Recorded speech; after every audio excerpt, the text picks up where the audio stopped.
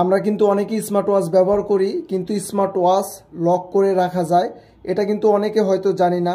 যেমন আমরা স্মার্টফোন যেভাবে লক করি সেভাবে কিন্তু স্মার্ট ওয়াচটিও লক করা যায়। তো আজকে আমরা মিব্রো X1 এই স্মার্ট ওয়াচটি লক করব। তো লক করা কিন্তু একদমই সহজ। সবার প্রথমে আপনাকে উপর থেকে সোয়াইপ করতে হবে।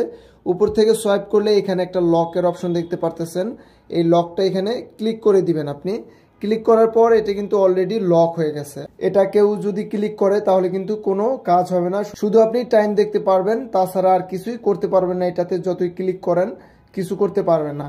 তো আমরা যেভাবে খুলবো লকটা, তো উপরের যে হোম বাটন আছে এই বাটনটিকে আপনি প্রেস করে ধরে রাখবেন 3 সেকেন্ডের মতো। 3 সেকেন্ড যদি এটাকে প্রেস করে ধরে রাখি তাহলে কিন্তু অটোমেটিক লকটা খুলে গেছে। এই যে, তো আপনাদের স্মার্ট ওয়াচে এইভাবে আপনারা লক করে রাখবেন।